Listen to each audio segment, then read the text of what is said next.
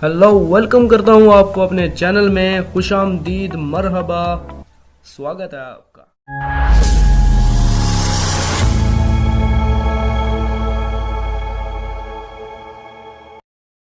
हजरत यूनुस अलैहिस्सलाम अपनी कौम से नाराज होकर बस्ती से निकले और एक कश्ती में सवार हुए। कश्ती अटकोले खाने लगी और मौजों के भंवर में फंस गई, डोलने लगी, बोझल हो गई। करीब था कि कश्ती वाले सब गर्क हो जाएं, मगर कश्ती वालों ने मशवरा किया कि हम आपस में कुरानदाजी कर ले। जिसका नाम कुरा निकला है उसको दरिया में फेंक देते हैं ताकि कश्ती का बोझ हल्का हो सके और डूबने से बच जाए। जब कुरानदाजी हुई तो कुरा आप अलैहिस्सलाम के नाम निकला, लेकिन वो लोग आपको दरिया में फेंकने के लिए तैयार ना थे। तो दूसरी दफा कुरानदाजी हुई तो फिर भी कुरा आप अलैहिस्सलाम के नाम निकला। फिर तीसरी बार कुरानदाजी हुई, फिर भी आप अलैहिस्सलाम का नाम निकला। अब वो बड़ा मामला पेश आया जो अल्लाह चाहता था, यानी कि आपको समंदर में फेंक दिया गया।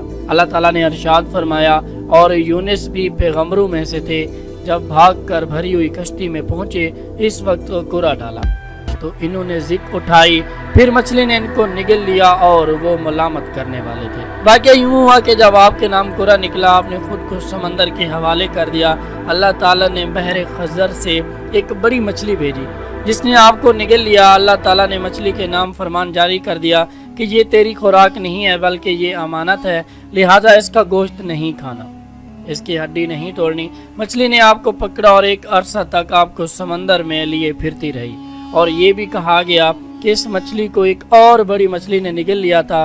कहते हैं कि मछली के पेट में पहुंचे तो जब मछली के पेट में पहुंचे तो आपने समझा कि मैं मर चुका हूं, लेकिन जब अपने अज़ा को हरकत दी तो आपने महसूस फरमाया कि मैं जिंदा हूं, तो अल्लाह के लिए सजदे में गिर पड़े और अर्ज की, मेरे रब, मैंने इबादत के लिए ऐसी जगह को सजदा गाह बनाया है कि किसी ने ऐसी जगह कभी सजदा नहीं किया।